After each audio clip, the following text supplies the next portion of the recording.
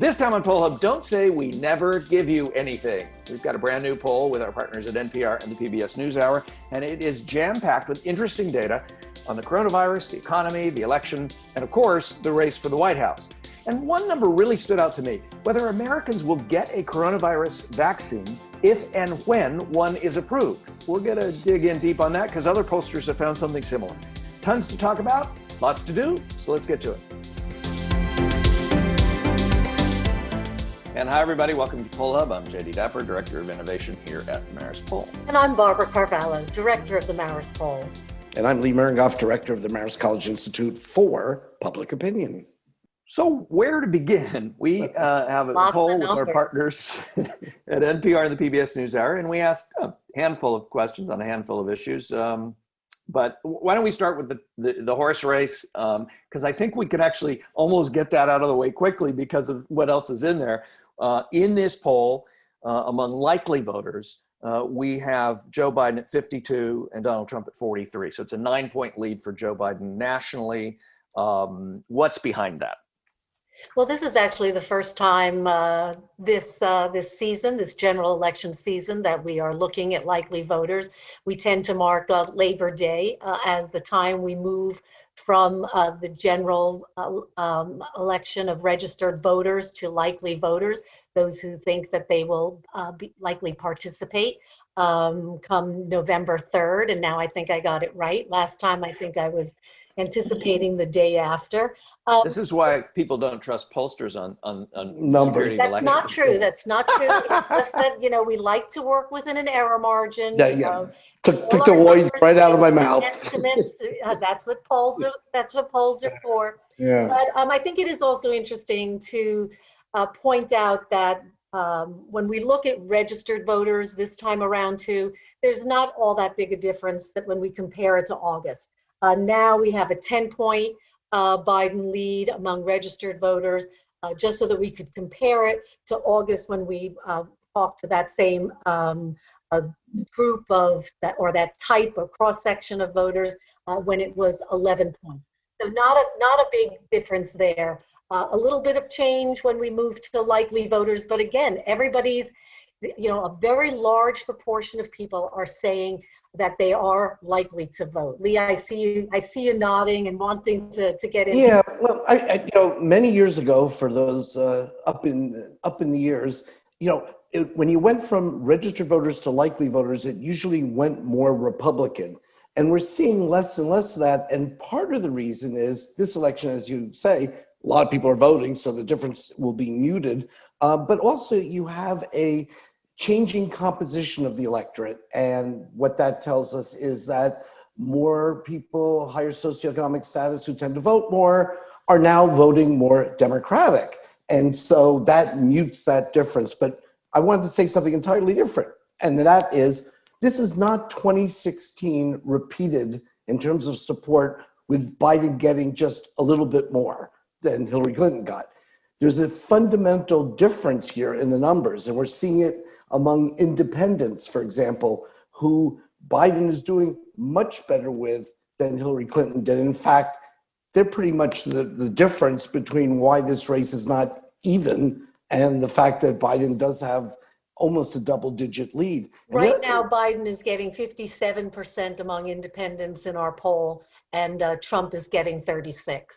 Yeah, so and it was almost even 4 years ago. And then we also see a difference between white voters and non-white voters in this series of contests as opposed to 4 years ago. And right now, again, I think you're looking at the numbers, Barb, but the white voters are almost even, whereas Donald Trump did really well last time, but Joe Biden's not doing as well among non-white voters. So that's where it's sort of being offset, but you may be looking at the white voter number, and I think that's kind of the stuff. Last time in 2016, Trump outpaced Hillary Clinton among white voters by 20 points. And so what's different this time is that we're actually seeing more of a difference between white voters who have a college degree and those who don't. Trump continues to do very well among white voters without a college degree, particularly white men. Biden, though, has made incredible inroads, particularly among white women who live in the suburbs, white women who have a college degree. And those numbers, he's getting about 3/4 of those voters this time around. And it's made up, as you pointed out, Lee, for what we've been seeing in a number of polls, including our state polls, particularly of Florida last week, where we're seeing that Biden is not doing very well, or as well, I should say, as Hillary Clinton did and Barack Obama did before her, and other Democrats among Latino voters. Biden is struggling a little bit there. In this particular poll, when we look at non-white voters overall, he's getting about 60% of their vote to nearly 3 in 10 for Trump. And that's a very significant change, because Trump got about 1 in 5 non-white voters in 2016, 21%. And Clinton really racked up some numbers there with 74% of the non-white vote. But the electorate is a much larger proportion of white voters. And so the fact that Joe Biden has made inroads among those voters, and also voters who are older than 65 years of age, that's where he's made some inroads, and that has more than offset the deficit that he's seeing among non-white voters. Before we move into issues, just one thing that also stood out to me in this, and this kind of gets at what we've been talking about, which is this is a race about Donald Trump. And it's always, second term, it's always about an incumbent, right? But this is a race about Donald Trump. And one number, or two numbers, one set of numbers stood out to me. In terms of the likely voters and Trump supporters, 81% of the Trump supporters are saying that they're voting for Trump. They love Trump. That it's not against Biden, it's for Trump. But only 50% of Joe Biden's voters are voting for him. 45% are say they're voting against Trump, which just reinforces this race is about Donald Trump, right? And that's a change. That's a bit of a change from 2016, because I think in 2016 it was more of a referendum on Hillary Clinton than on Donald Trump. In 2016, when we looked at a very similar question, only 48% of voters said that they were voting for Trump, but 47% said that they were actually voting for Trump because they were against Hillary Clinton. Interestingly, Clinton's numbers here are very similar to what Biden is getting right now. So 53% of Clinton's vote was for her, but 43% was against Trump. And we're seeing 45% of Biden's vote in that similarly against Trump this time too. I just want to make a couple other points. If you hear talk about, there's cracks in Donald Trump's base, it's not showing up. His approval rating is excellent among Republicans, only 6% disapprove. And the same number of Democrats who are voting for Trump, well, it's the same number of Republicans who are voting for Biden. So there's no crack in that armor. It's about voters who like, as you say, Donald Trump, or like Biden and dislike Trump. In any case, there's only 6% persuadable still. So it's all about mobilization, which we have talked about. Jay, you teased us a minute ago talking about issues. What did you have in mind? Yeah, well, so there's 4 that we've been asking about in state polls and also in the national polls here. And who can better handle issues? 4 issues we've been asking about: economy, crime, coronavirus, and race. And Joe Biden on coronavirus and race have been ahead in all of our state polls and in the national polls. But Donald Trump's been ahead on the economy. And crime has been kind of a mixed bag, depending on the state you're in and the national poll when we've been polling. But it does strike me when we look at these numbers. So Trump is ahead on the economy, 50-46, but he's behind Biden on crime, 49-45, and he's behind on coronavirus, 54-40, and 56-38 on race. Those haven't changed much, but the economy, a 4-point gap between Biden and Trump. That seems, if I'm on the Trump side, if I'm on the Trump campaign, I should say, I'm worried, because a 4-point gap is really small for the one thing that Donald Trump in our polls seems to have going for him. And he's only getting 49% overall in terms of his handling of the economy. So that kind of tells you, again, it's about him, and the economy numbers are his best set of numbers, but they're not very good, and certainly not helping him at this point close the gap with Joe Biden. Well, also, part of that is that the economy is also the number one issue. We asked top issues, and in the top three, the economy is number one, coronavirus is number two, and climate change, maybe something we get to in a little bit, is number three, which actually really surprised me. But 1 in 5 voters, it's the most important issue, the economy. And you know, not good for the Trump campaign if Trump isn't seen as a prohibitive favorite on the economy. and that I think also is part of the reason why he may be having a little bit of a stumbling block with independents, because independents, along with Republicans, count the economy as the top issue, where Democrats are looking at the pandemic and they're also looking at climate change as top issues for them. Obviously, the economy resonates with everybody, but it's what they put at the top of their list that we were looking at this time around. Can we talk about election security for a minute too? Because this one really stood out. We've been asking about this, and look, let's be clear in the trend over this year. There have been a significant number of Americans who are concerned about election security, concerned about whether their vote would count, concerned about mail-in ballots and all of that. But something that stood out to me here is when we asked if your candidate, and this is a little bit less about election security, but it's part of this whole thing. We asked, if your candidate doesn't win, are you going to trust the results? And, you know, we've talked so much about the partisan divide on this show. Everything's partisan. Do you like Pepsi or Coke? Oh, I'm sure it's partisan, right? Republicans like one, Democrats. It doesn't matter. Partisan divide is on everything. Including wearing no masks. partisan divide on Whether this. you wear I know, a mask. wasn't that incredible? There's no partisan divide on this. Yeah. 50%, roughly 50% of Democrats and Republicans, yes. If my candidate loses, I'm going to trust the election. But that means 45% of both of them don't. I mean, I don't know. I was blown away by that. Yeah, I'm worried about the fact that so many people aren't going to trust the results. But I'm also struck by what you pointed out, that there's no partisan difference on that. And so you're going to hear the word rigged showing up pretty close to November, more so than we even have already. So that I don't think that's great.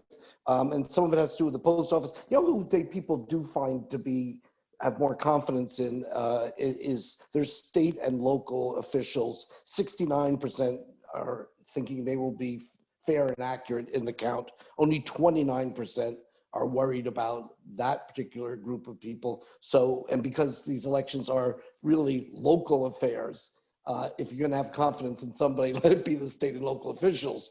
But you know, I'm not you know, as a political scientist, I'm not loving these numbers generally because it shows a lot of, you know, erosion of the fabric of our elections. Isn't that supposed to be a big deal for us? And shouldn't everybody, almost everybody, have confidence in it?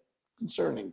You know, before we leave this topic of the kind of the horse race part of the poll, I did want to point out that we also asked, in addition to the two-way matchup between Biden and Trump, we also did ask a four-way contest, which included us reading the names of 2 other candidates: the Libertarian candidate who is on the ballot, Joe Jorgensen, who is on the ballot in all 50 states. And Howie Hawkins, the Green Party candidate, who is trying to get on the ballot in still a number of states. I think is on about the ballot on about 1/3 of the states around the country. But the relevance here and the importance is that there is a criteria that is part of the debate, or criterion that is part of the debate, and whether who gets to be on the stage, which is poll related.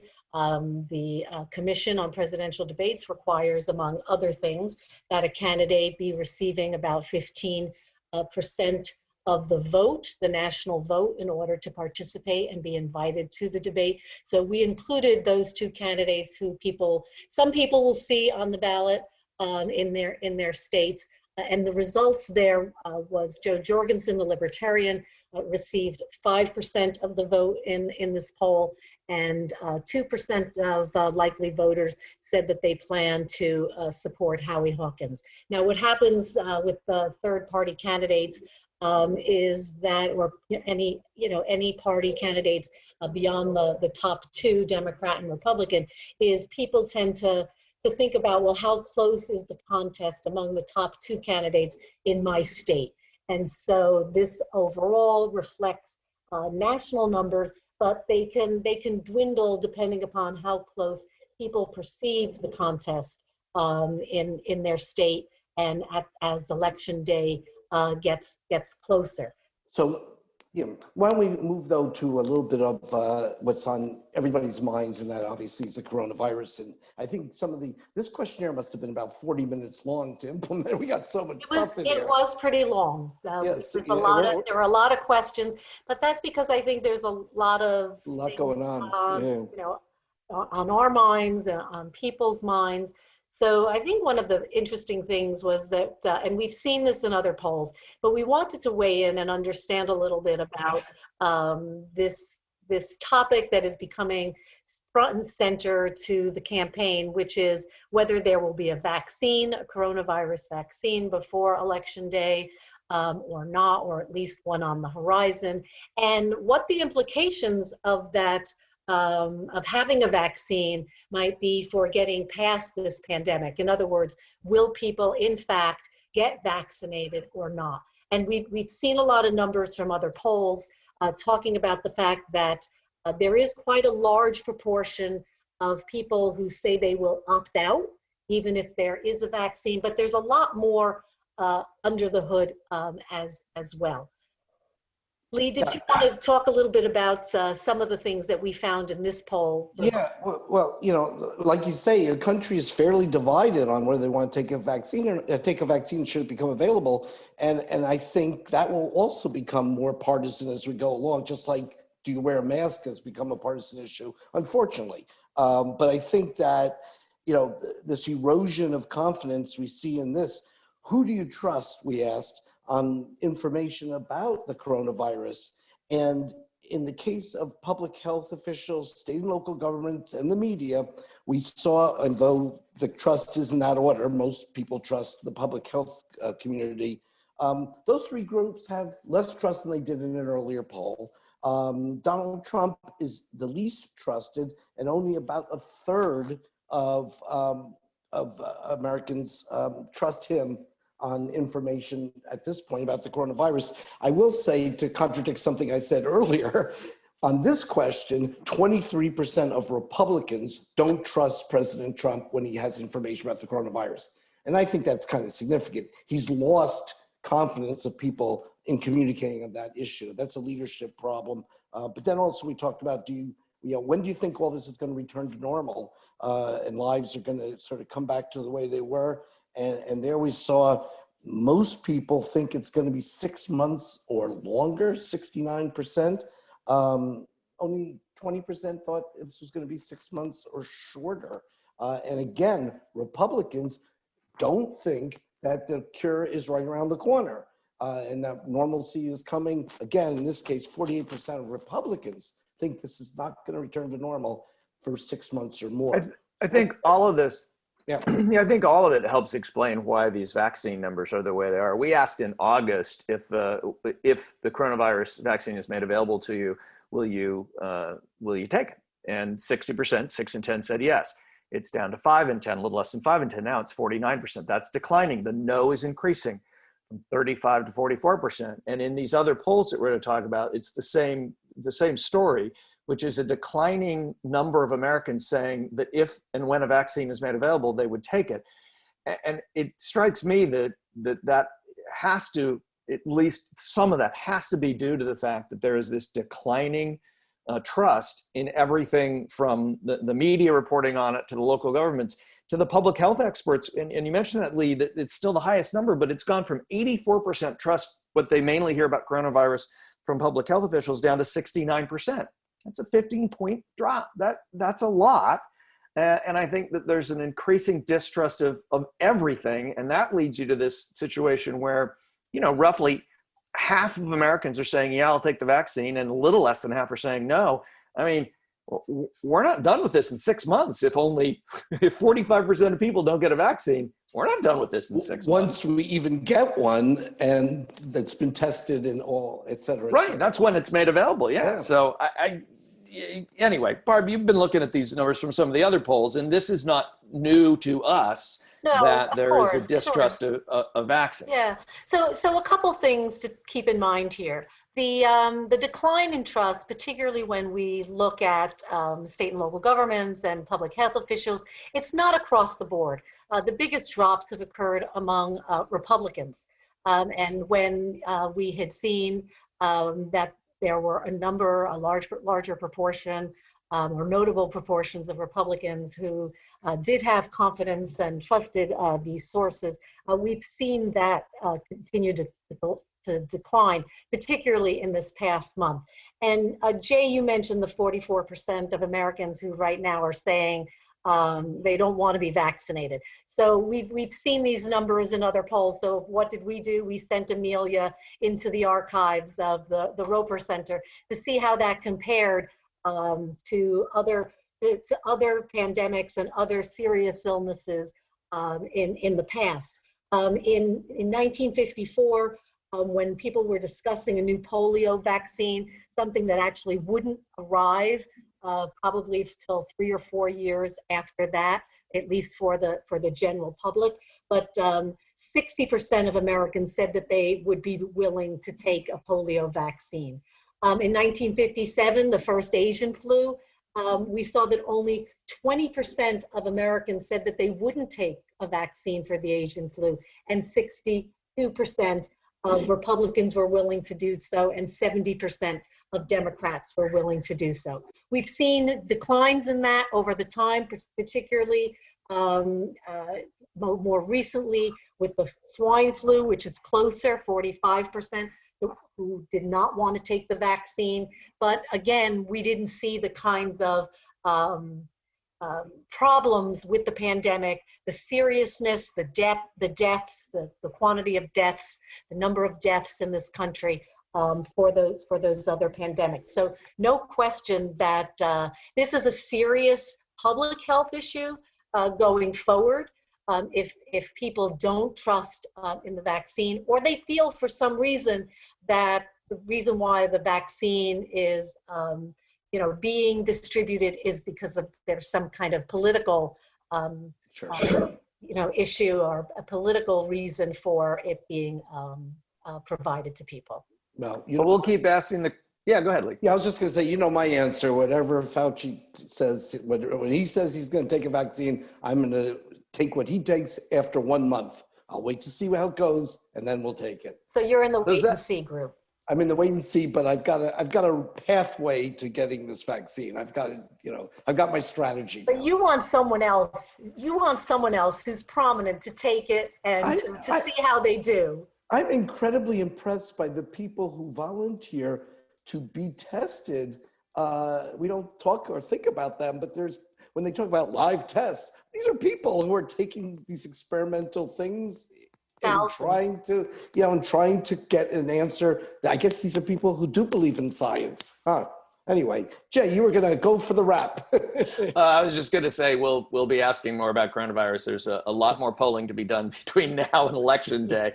But I do encourage you, as you've listened to this, and we have really skimmed the surface of the data that is in this poll. It is a hefty set of tables, and they are at our website, so you can dig through and do your own analysis and find your own nuggets of information. There is a lot here, and again, a little less than 7 weeks to Election Day, we will be polling Americans and Americans in many states over the next few weeks, and plenty to talk about in those next few. For now, however, that is this edition of Poll Hub. Poll Hub is a production of Marist Poll at Marist College in Poughkeepsie, New York. Mary Griffith is our executive producer. Casey Schaff's our editor. You heard Amelia's name mentioned there. Amelia Morel is our production assistant. And she went to the Roper Center, as Barb indicated earlier, and we want to thank them, as we always do, for their great work in archiving all kinds of things back in time. If you want to know about what was going on in any of these vaccine programs, check it out. I mean, there's a lot of information. Sometimes things change and sometimes they don't. People, are wary right now. They're not confident. And if you have questions or comments, we love to hear from you. So please reach out to us on social media. We're at Marist Poll on Twitter and Marist Poll on Facebook and Instagram and pretty much anywhere else you would like to communicate with us. And if you want to learn more, you know that you can always find more about polling at the Marist Poll Academy. And finally, I would just like to also acknowledge that we have a couple of more production assistants in training, Marcello Bettman and Maddie Jones, who is with us today. So thank you guys, and we look forward to having you do lots more with us in the future. Unless Amelia says it's not good to do, and then you people will all vanish. But, yeah, we may be getting a little bit of competition here, but thanks so much, everybody. Stay safe, and we'll see you next time.